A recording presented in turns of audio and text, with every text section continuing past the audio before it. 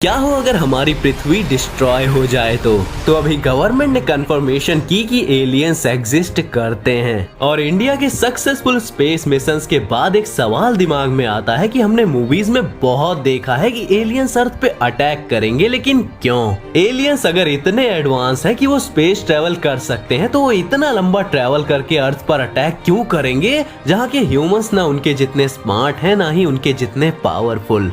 ना तो हमारा टेक उनके मुकाबले का है और हम तो आपस में ही लड़ लड़ के मरते रहते हैं। Oh, I understand.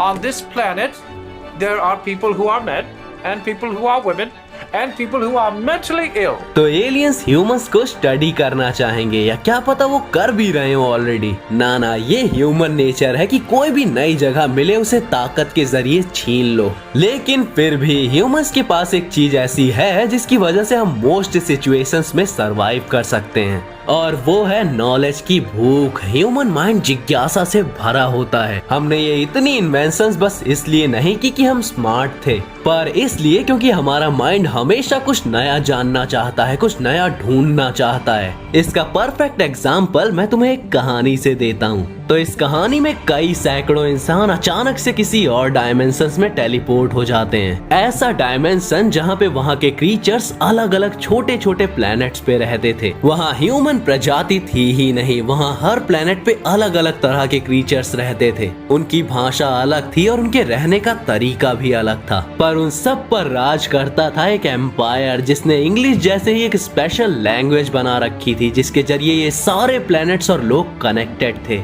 पर ये सारी जो प्रजाति थी ये सोशल नहीं थी, वो स्मार्ट थी, उनके पास एडवांस टेक था, वो हर चीज में इंसानों से आगे थी। तो जब एम्पायर ने उन कुछ सैकड़ों इंसानों को देखा तो उनकी रिसर्च से उन्होंने पता लगाया कि ये कमजोर इंसान कहीं से भी उनके लिए खतरनाक नहीं है। तो एम्पायर ने उन्हें अपनी मेन भाषा समझाकर काम पर लगा दिया कि तुम ये छोटे मोटे काम करो और इसके बदले तुम्हें मिलेगा खाना और रहने का घर। पर इंसान इस चीज के लिए राजी हो गए, पर क्योंकि इंसान सोशल होते हैं तो वो क्यूरियस होते हैं, तो जहाँ भी काम करते वहाँ के जो क्रीचर्स थे उनसे बातें करने की कोशिश करते, जो उनकी मदर लैंग्वेज है वो सीखने की कोशिश करते और बदले में उन्हें अपनी इंसानी गेम्स वगैरह सिखा देते। धीरे धीरे इंसानों के चलते पूरी कॉलोनी सोशल होने लगी। पर एम्पायर के लिए इंसान अभी भी कमजोर थे जिनसे उन्हें कोई खतरा नहीं था। पर जैसे जैसे उन कॉलोनीज पे इंसानी सोशल लाइफ का इफेक्ट पड़ने लगा, उन्हें रियलाइज होने लगा कि एम्पायर बस उनका फायदा उठाता है ताकि वो खुद राज कर सके। तो उन्होंने एम्पायर को ही ओवरथ्रो कर दिया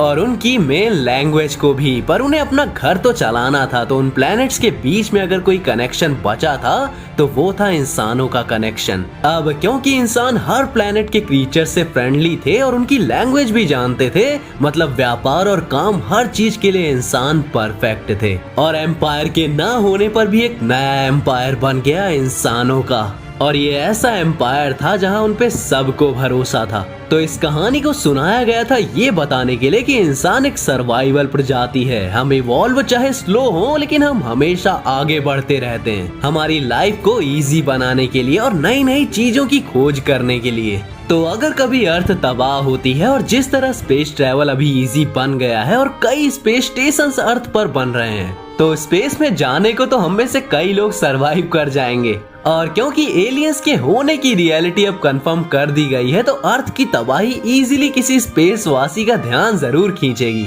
और उस हालत में भी इंसान किसी न किसी तरह सरवाइव करने का तरीका ढूंढ ही लेंगे, क्योंकि हम ही ऐसे जीव हैं अर्थ पे जो गुफाओं में रहने से लेके चालू हुए थे और अभी भी रुक नहीं रहे हैं अपनी लाइफ को इजी बनाने के तरीके ढूंढते ढूंढते। लेकिन इस पूरी इंफॉर्मेशन में टिकटॉक और रील्स बनाने वाली जनता शामिल नहीं है। बाकी तुम्हारा क्या ख्याल है? तुम्हें क्या लगता है कि क्या एलियंस इतने बड़े कॉस्मोस में एग्जिस्ट करते हैं, और क्या ह्यूमन लाइफ अर्थ के एंड के बाद भी एग्जिस्ट कर सकती है? कमेंट्स में जरूर बताना। और क्या हो अगर कल को तुम इमॉर्टल बन जाओ? तो अगर इस क्वेश्चन पे भी वीडियो चाहिए तो कमेंट जरूर करना, जरूर बनाऊंगा। तो मिलते हैं किसी और वीडियो के साथ, तब तक के लिए बी फैंटास्टिक।